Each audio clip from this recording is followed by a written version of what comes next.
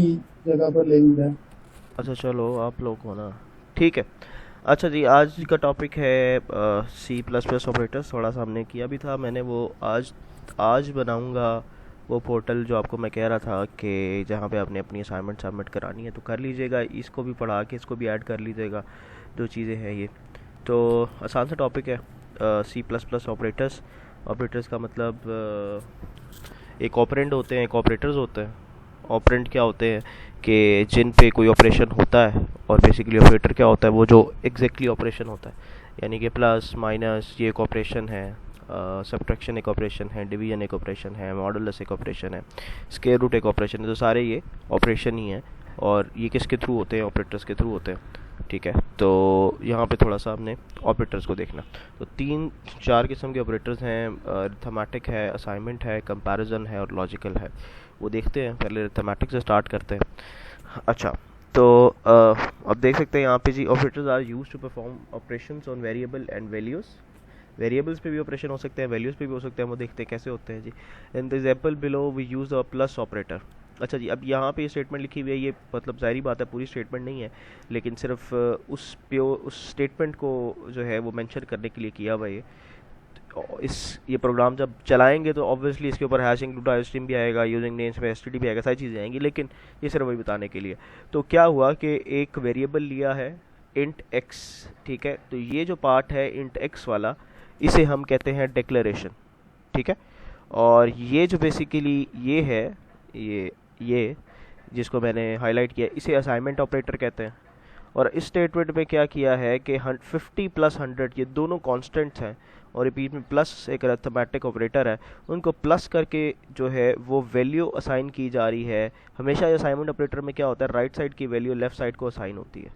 तो इस स्टेटमेंट में 100 और प्लस 50 को ऐड करके एक्स में जो कि एक इंटीजर वैल्यू वहाँ पे जो है वो असाइन करवाया जा रहा है, मूव करवाया जा रहा है। और एंड में आप तकरीबन ऑलमोस्ट सी प्लस प्लस की हर स्टेटमेंट के एंड में आप ये सेमी कॉलन डालते हैं। ठीक है, तो ये एक सिंपल तरीन जो उसका यूज़ हो सकता है।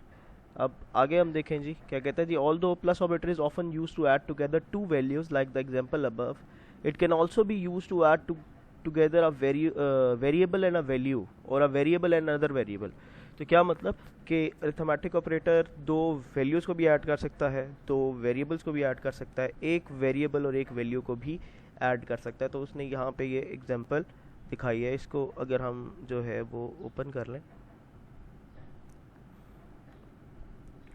तो आप ये देख सकते हैं जी, वही हैश इंक्लूड आयो stream using name space S T D. ठीक है, इंट मेन ब्रैकेट। अच्छा जी, ये क्या किया है, एक डिक्लेरेशन की है, वेरिएबल का नाम सम वन रखा है, और 100 प्लस 50 ऐड कर दी है। तो यानी कि सम वन में 150 जो है वो असाइन हो गया होगा, क्योंकि ये इक्वल असाइनमेंट ऑपरेटर है, और ये राइट साइड की चीज़ को लेफ्ट साइड को असाइन कर देता है। तो ये कमेंट है, कमेंट एग्जीक्यूट नहीं होता, बताया हुआ है कि जी कमेंट सिर्फ समझने के लिए, याद करने के लिए। फिर दूसरा वेरिएशन क्या है, दूसरी वेरिएशन इसमें यह है कि जी सम टू से एक वेरिएबल डिक्लेयर कराया इंटीजर का, और अब क्या किया, जो सम वन का आंसर था यहाँ पे जो सम वन में आया होगा उसमें प्लस 250 ऐड कर दिया। तो ये दिखाया हुआ कि किस तरीके से आप एक वेरिएबल और एक वैल्यू को सम कर रहे हैं। अच्छा जी, ये भी एक सम हो गया, सम टू में चला गया। अब सम थ्री जो है एक वेरिएबल डिक्लेयर कराया, और सम टू यानी कि जो सम टू है उसको दो दफ़ा प्लस किया हुआ। अल्टीमेटली यहाँ पे उसने तीनों वेरिएशंस दिखा दी कि जी दो वेरिएबल कैसे ऐड कर सकते हैं, दो वैल्यू कैसे ऐड कर सकते हैं, और एक वैल्यू और एक वेरिएबल कैसे ऐड कर सकते हैं। तो जहाँ तक हो गया काम जी, तो फिर उसके बाद उसने उसको आउटपुट कराया है। तो ये जो है आप देखें कि उसने सी आउट, और ये इसे आप आउटस्ट्रीम ऑपरेटर कह लें, सम वन। तो ये बेसिकली अगर आप इसको समझने की कोशिश करें तो ये देखें, सिर्फ यहाँ तक देखें, सम वन की वैल्यू एरो की तरफ पॉइंट कर रहा है सी आउट की तरफ, कि जी सम वन की वैल्यू सी आउट के पास चली गई, सी आउट अब इसे शो करवाएगा।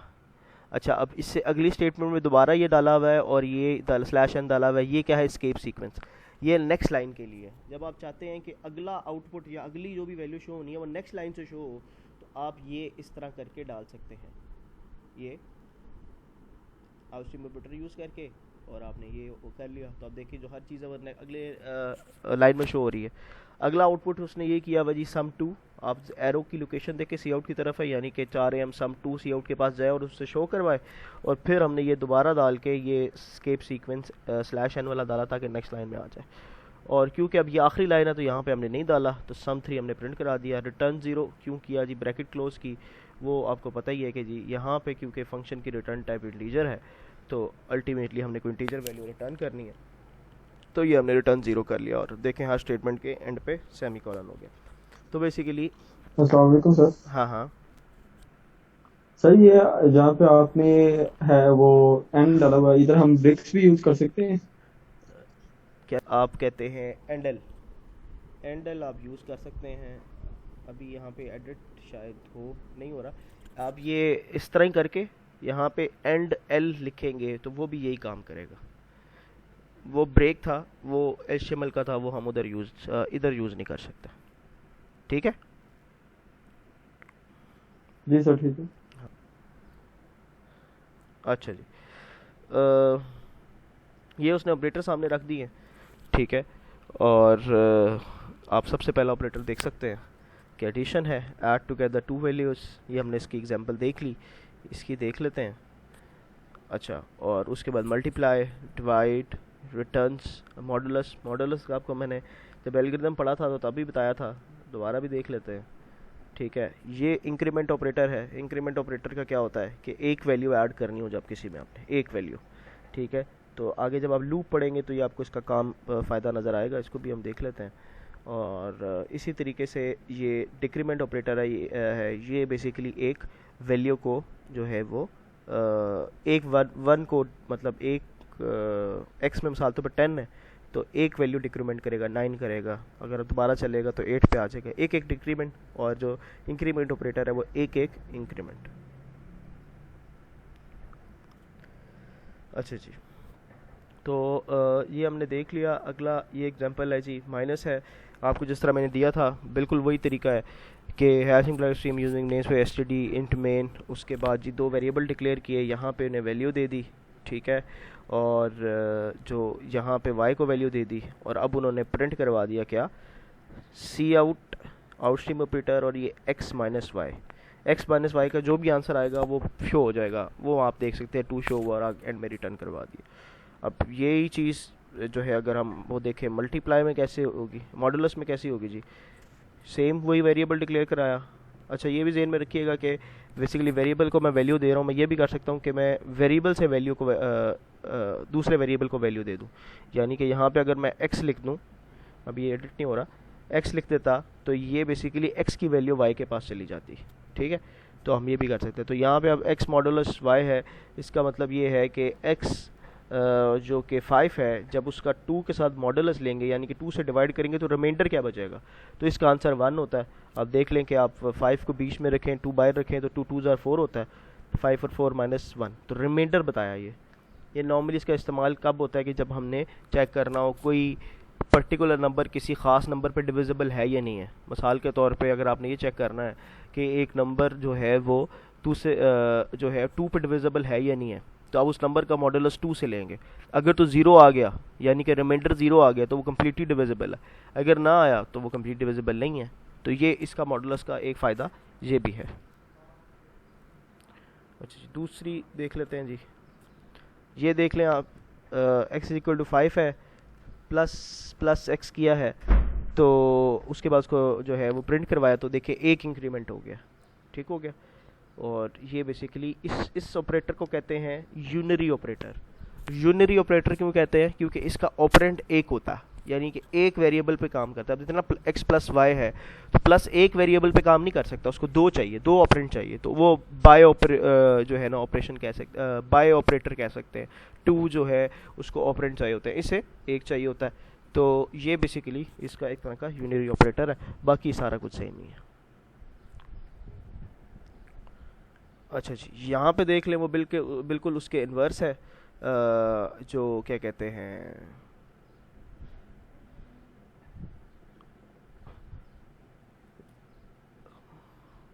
इंक्रीमेंट ऑपरेटर के, ये डिक्रीमेंट ऑपरेटर है। वेरिएबल लिया, वैल्यू दी, एक माइनस x लिखा, तो ये बेसिकली एक वैल्यू डिक्रीज कर देगा, ठीक है। तो और आगे इसने ये रिटर्न कर दिया। ये एक्स प्लस वाई आपने देख लिया, ठीक है। यहाँ तक कोई प्रॉब्लम है तो बताएं।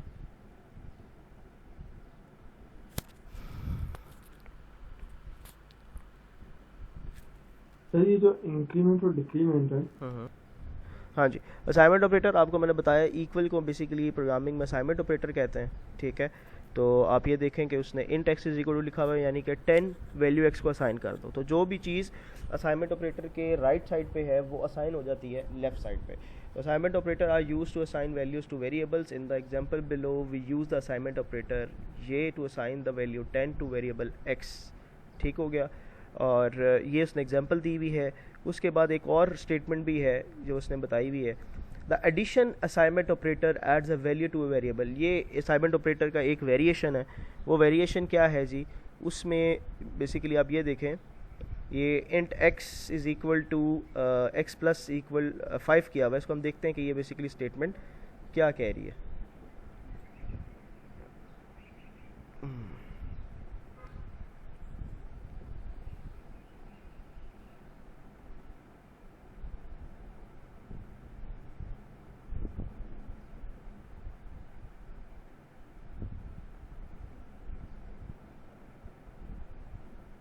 अच्छा जी, इस स्टेटमेंट को आप देखें तो basically same program 10 value assign की। ये देखें x plus is equal to 5 किया हुआ है, ठीक है। ये बेसिकली क्या कर रहा है और ये एंड में प्रिंट करवाया है। तो अच्छा, ये अगर मीटिंग जो है वो एक बार बंद होती है तो दोबारा ज्वाइन कर लीजिएगा। अच्छा, x प्लस इक्वल टू 5 किया हुआ है और उसके बाद आप देखें तो ये सी आउट x है, आंसर आ रहा है 15। तो इस स्टेटमेंट में क्या हुआ है, ये जो स्टेटमेंट है इसका मतलब है कि ये लिखा हुआ है x is equal to x plus 5। x plus equal का मतलब क्या है जी, x असाइनमेंट ऑपरेटर या इक्वल जो भी कह लो is equal to x plus 5। तो आप देखें 10 वैल्यू थी, उसके बाद x is equal to x plus 5 किया, यानी कि 10 प्लस 5 किया तो आंसर 15 आ गया। तो इसे एडिशन असाइनमेंट ऑपरेटर कहते हैं, ठीक है। अगर आप लिखेंगे x प्लस इक्वल 6 तो इसका मतलब है x is equal to x plus 6। तो x की जो वैल्यू में 6 ऐड कर दो।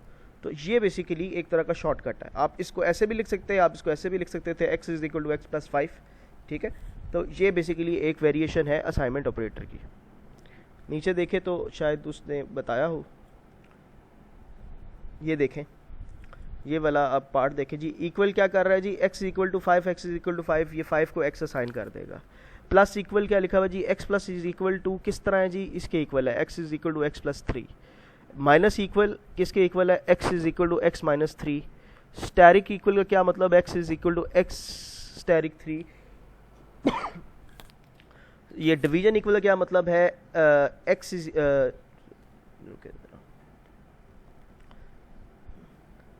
x डिवीजन इक्वल 3 का क्या मतलब है, x is equal to x division 3। Modulus equal का क्या मतलब है जी, x is equal to x modulus 3। Same ये आप देख लें, जिसके साथ भी इक्वल आ रहा है तो वो बेसिकली इसको शॉर्टकट बताया हुआ है। आप इसको इस एंड पे भी लिख सकते हैं और आप इसको इस तरीके से भी लिख सकते हैं। हर ऑपरेटर का उन्होंने यही किया हुआ। अभी लास्ट ऑपरेटर है, इन पे हम करेंगे डिस्कशन, अभी ये स्कोप में नहीं है। लेकिन यहाँ तक जो है ये एक्सपोनेंशियल है, ठीक है। और ये एंड ये लॉजिकल ऑपरेटर्स हैं, तो इस वजह से ये अगला स्टेप है हमारा। तो आप अभी अरिथमेटिक ऑपरेटर्स को देख सकते हैं कि बेसिकली किसके क्या इक्वलेंट है, x plus is equal to 3 और ये दोनों इसके इक्वलेंट। आप इसे ट्राई भी कर सकते हैं।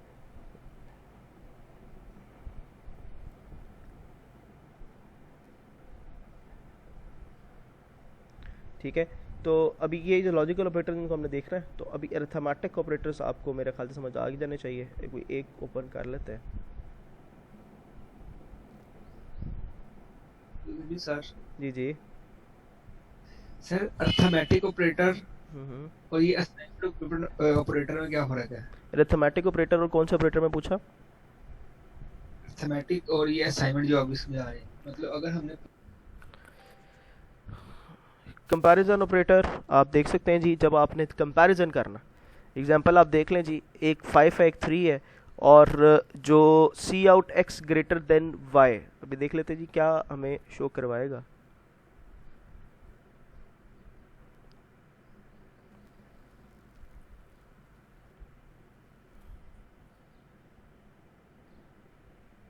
अच्छा, अब ये आप स्टेटमेंट देखें जी, तो बेसिकली ये दो काम हो रहे हैं।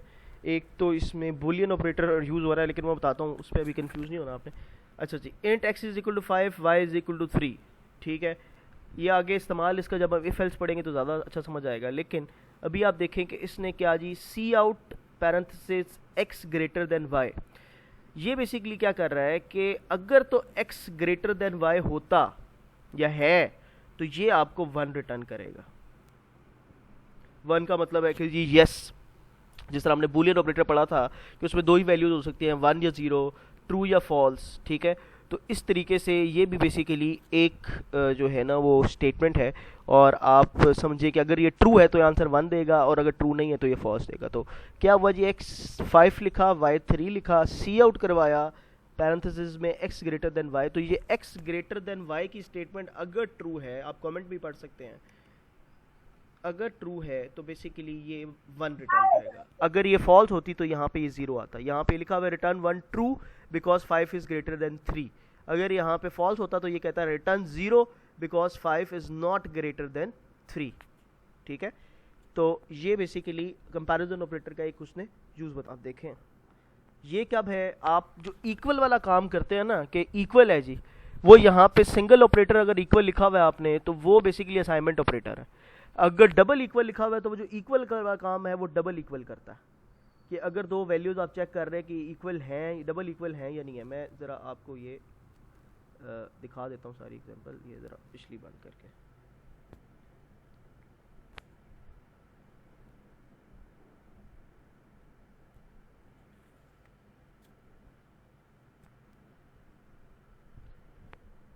अच्छा जी, अब इसको, वालेकुम सलाम। सही है, इसका दोबारा समझा दीजिए, समझ नहीं लग रही है। आप कमेंट्स में देखे लिखा हुआ है 1 रिटर्न होगा, तो कमेंट का वो क्यों शो करता है? कमेंट का कुछ नहीं शो कर रहा वो तो बता ये एक ही कैसे रिटर्न में भी जीरो, रिटर्न सुनो में भी जीरो है तो एक। सुनो सुनो सुनो सुनो, हमेशा ज़रूरी नहीं होता। आपने जितने भी प्रोग्राम अभी देखे हैं तो रिटर्न 0 नीचे लिखा हुआ नहीं आता। ये सिर्फ एक कॉम्प्लीमेंट्री चीज़ है कि आपने जो है एक वो रिटर्न टाइप इंटीजर है तो आपने रिटर्न 0 करना है ताकि वो जो कमिटमेंट ऊपर वाली है वो फुलफिल हो जाए। तो 0 हमेशा शो नहीं होता। बेसिकली इस स्टेटमेंट का काम है ये सारा, ये स्टेटमेंट कर रही है। ये जो कमेंट है ये बता रही है कि भाई अब एकदम आंसर 1 आ जाता, हमें समझ ही ना आती कि भाई ये कहाँ से 1 आ गया। तो ये कमेंट होते इसलिए हैं कि ये बता सके, समझा सके कि भाई ये क्यों आया है या क्या मसला था। तो ये बेसिकली इस प्रोसेस, इस ब्रैकेट में क्या काम हो रहा है, इस ब्रैकेट में कंपैरिजन हुआ किसका, x और y का। अगर तो वो कंपैरिजन ट्रू है, यानी कि इस स्टेटमेंट का मतलब है जी x ग्रेटर देन y, तो इसका मतलब ये कंपैरिजन अगर ट्रू है तो फिर ये 1 रिटर्न करेगा ऑटोमेटिकली। ये स्टेटमेंट जो इस स्टेटमेंट से आंसर निकल के सी आउट में जाएगा वो 1 जाएगा। अगर ये ब्रैकेट वाली स्टेटमेंट फॉल्स होती, यानी कि x is not greater than y होता, और जबकि यहाँ पे तो लिखा हुआ x is greater than y, तो फिर इसका आंसर 0 आता और वैल्यू जो है सी आउट की तरफ 0 जाती। अब फिर यहाँ पे वही बात आ गई, x 5 है y 3 है, उसने फिर ब्रैकेट में कंपैरिजन किया हुआ है। देखिए ना, कंपैरिजन के नाम से आपको पता लग रहा होगा कि x is equal to y। क्या इस स्टेटमेंट के मुताबिक x और y इक्वल है, लेकिन ये स्टेटमेंट फॉल्स है, एक्चुअली में फॉल्स है। अगर इन वैल्यूज को देखें तो उसने 0 रिटर्न कर दिया। अगर दोनों 5 होते तो यहाँ पे 1 रिटर्न हो जाता। समझ आती है बात? अच्छा, तो बेसिकली आप हम यहाँ पे थे शायद, हाँ। तो अब यहाँ पे देख सकते हैं कि x is not greater than y, ये भी एक बेसिकली वो कंपैरिजन ऑपरेटर है कि क्या जो x, ये स्टेटमेंट ये कह रही है कि x और y आपस में इक्वल नहीं है। तो अगर ये ट्रू है तो ये 1 करेगा, और अगर ये फॉल्स है 0 करेगा। तो यस, x और y आपस में इक्वल नहीं है तो ट्रू है, और ये 1 रिटर्न कर दिया। लेकिन आप ये ज़हन में रखिएगा, ब्रैकेट में ऐसे लिख के किसी चीज़ का कंपैरिजन करेंगे तो होगा, ऐसे लिख देंगे तो नहीं होगा, ये आपको पता होना चाहिए। अच्छा जी, उसके बाद और कौन सा था, यहाँ पे देखिए जी, x ग्रेटर देन इक्वल का मतलब क्या होता है कि या तो और की सिचुएशन है, या तो x y से ग्रेटर हो तब भी ये स्टेटमेंट ट्रू होगी, और अगर इक्वल हो तब भी ये स्टेटमेंट ट्रू होगी। तो अब आप देखें कि यहाँ पे पहला कंपैरिजन करते हैं, क्या ये इक्वल है जी, नहीं है, स्टेटमेंट फॉल्स होगी। अब ये जो ग्रेटर है, हाँ जी है, तो यहाँ पे बेसिकली और ऑपरेटर लगा हुआ है। ये बता रही है दो कंडीशन, ग्रेटर इक्वल, नाम ही है ना ग्रेटर इक्वल, तो या तो ग्रेटर इक्वल हो जाए, या तो ग्रेटर हो जाए या तो इक्वल हो जाए। इस तरह स्मॉलर इक्वल होता तो या तो इक्वल हो जाए या स्मॉलर हो जाए। तो ये बेसिकली ट्रू हो गया। ओके है जी। सर ये ट्रू हो गया तो फिर भी उसने रिटर्न 0 किया। और रिटर्न 0 ये वाला और है, ये कौन सी दुनिया में बैठा मैं तू। सर ये आप देख सकते हैं जी, ये बेसिकली सारे कंपैरिजन ऑपरेटर हैं, उनके डिफरेंट वेरिएंट है और उनका इस्तेमाल किस तरह हो रहा है वो देख सकते हैं। अभी असल इस्तेमाल इफ़ के साथ होता है इनका, लेकिन अभी भी इफ़ के बगैर भी क्या यूजेज है वो आपने देख लिया। ठीक है, अब हम ज़रा जाते हैं लॉजिकल वाली साइड पे। तो लॉजिकल ऑपरेटर क्या है जी, आप देख सकते हैं logical operator are used to determine the logic between variable और वैल्यूज़। क्या चीज़ है जी, इसको एग्जांपल से देख लेते तो ज़्यादा बेहतर समझ आ जाएगी।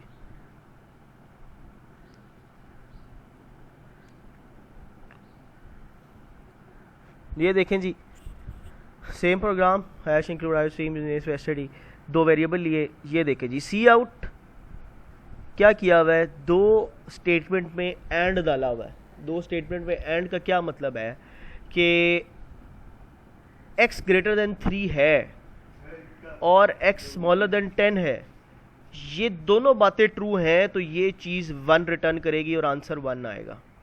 ठीक है, कमेंट में भी ये लिखा हुआ है। तो ये बेसिकली ये जो दो ये डाले हुए हैं इसे एंड ऑपरेटर कहते हैं। इसी तरीके से एक और ऑपरेटर भी होता है। तो आप देखिए जी, x ग्रेटर देन 3 है, x ग्रेटर देन 3 है जी, बिल्कुल है। x स्मॉलर देन 10 है, हाँ जी बिल्कुल है। दोनों स्टेटमेंट ट्रू, 1 आया, आपने 1 प्रिंट करवा दिया। अगर इनमें से एक भी फॉल्स होती तो ये प्रिंट ना होता। ठीक है, सेम वही स्टोरी है जी, एक भी ट्रू हुआ तो आंसर ट्रू आ जाएगा। x ग्रेटर देन 3 है, ट्रू है बस। अब ये फॉल्स है या नहीं है, अब यहाँ पे ये फॉल्स है, देखो x स्मॉलर देन 4 फॉल्स है, लेकिन आंसर ट्रू आ गया क्योंकि बीच में ये जो लगा हुआ है दो लाइंस, ये और ऑपरेटर है और में एक भी ट्रू हो जाए तो आंसर ट्रू हो जाता है। ठीक है, ये नॉट ऑपरेटर है। नॉट ऑपरेटर क्या मतलब है, जो भी आंसर होगा उसे रिवर्स कर देगा। अब देखो जी, x ग्रेटर देन 3 है, ओके जी बिल्कुल 3 है। x स्मॉलर देन 10 है, हाँ जी बिल्कुल 10 है। ये जो स्टेटमेंट है ये होगी ट्रू, ऐसे ही है जी, ट्रू है जी ये। अब बेसिकली ये जो ऑपरेटर है इसने इस आंसर को रिवर्स कर देना है, इन्वर्स कर देना।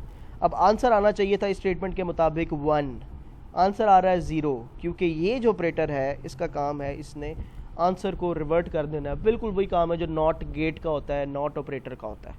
ठीक है, और एंड ऑपरेटर का बिल्कुल वही काम है जो एंड ऑपरेटर का होता है या और ऑपरेटर का होता है। तो ये बेसिकली आंसर को रिवर्स कर देता है। ये जो ज़हन में रखिए कि ये प्रोग्रामिंग लॉजिक है, ये पीछे लैंग्वेज में सेट है कि ये वैल्यू ट्रू होगी तो 1 देगा, फॉल्स होगी तो 0 देगा। ठीक है, ये इसमें हम कुछ नहीं कर रहे, हम सिर्फ एक स्टेटमेंट लिख रहे हैं और उस स्टेटमेंट को अपने लॉजिक के मुताबिक लिख के उसका फ़ायदा उठा रहे हैं। ये जो काम कर रहा है ये उस स्टेटमेंट को इन्वर्स कर रहा है, ये बता रहा है कि ये स्टेटमेंट ट्रू है नहीं ट्रू है, ये चेक कर रहा है कि अगर दोनों ट्रू है तो फिर ठीक है, अगर यहाँ पे और डाल देते तो ये देखता है कि एक भी ट्रू है तो ये 1 दे देता। तो ये सिर्फ उसने जिसने ये लिखा हुआ है ये बताने के लिए लिखा हुआ है कि आप कंफ्यूज ना हो कि भाई ये 1 कहाँ से आ गया, 0 कहाँ से आ गया। ये इसका कंसेप्ट है। जी जी पूछें, ये जो दो लोगों ने हैंड रेस किया। महरीना आपको समझ आई है? Yes sir. हाँ जी, अगला सवाल पूछें जी। सर आगे ये कंडीशन डाल सकता है, अगर ये ट्रू होगी तो फिर इन दोनों को ऐड कर दे, इस तरह की कोई कंडीशन वगैरह? वो इफ है, इफ है, वो वाला पार्ट इफ है। अभी हम सिर्फ ऑपरेटर्स को देख रहे हैं और इफ के बगैर देख रहे हैं कि ये बेसिकली किस तरह काम करते हैं, वो इफ है। Okay okay sir. हाँ यस सर।